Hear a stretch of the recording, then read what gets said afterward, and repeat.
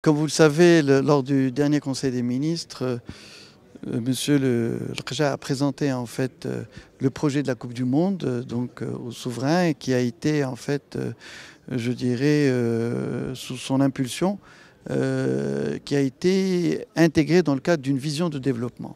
J'explique aujourd'hui, en fait, la Coupe du Monde, évidemment, c'est un grand événement. Et beaucoup de gens s'interrogent, en fait, quel est l'intérêt, finalement, d'organiser un événement de cette taille et d'investir autant, pour pouvoir, au niveau des différents stades, pour pouvoir être au diapason de cela.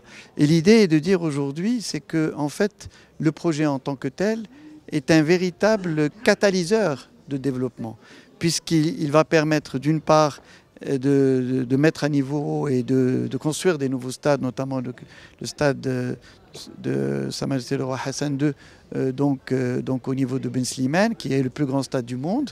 Mais à côté de ça, il y aura l'autoroute Kasaraba, la nouvelle autoroute, ce l'autoroute continentale. Il va y avoir en fait tout ce qui a trait à la mobilité avec la ligne de grande vitesse, donc allant de Casablanca, enfin de Kenitra jusqu'à Marrakech.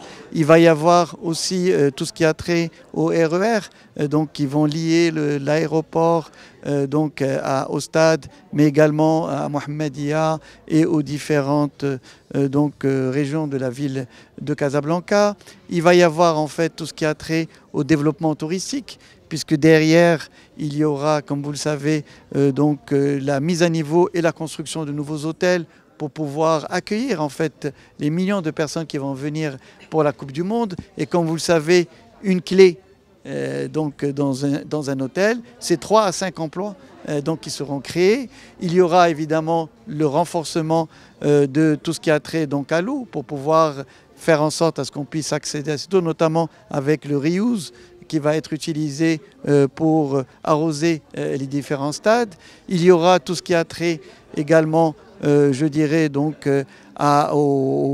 simplement à la mise à niveau du transport, à travers les taxis et à travers en fait le transport en commun qui sera également développé au niveau des villes concernées. Il y aura également les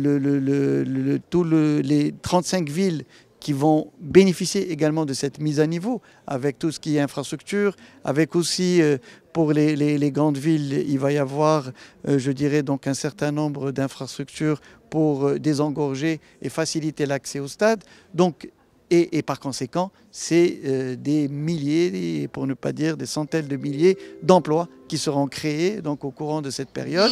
Et donc ce qui implique la formation, ce qui implique aussi préparer les gens pour pouvoir accéder à ces différentes offres d'emploi. C'est ce qui permet aussi de créer de nouveaux métiers. On aura les stadistes, c'est-à-dire ceux qui vont installer en fait les gens, les spectateurs quand ils vont arriver au stade. Et là, on parle de 3000 à 4000 stadistes rien que pour le grand stade de Ben Slimane, etc., etc. Donc l'idée est de dire aujourd'hui, le souverain a tenu à ce que cette Coupe du Monde soit un cap qui permette véritablement d'être une opportunité de développement pour notre pays. Mais à côté de ça, c'est aussi réaliser un certain nombre de grandes réformes qui devraient accompagner l'atteinte de ces objectifs.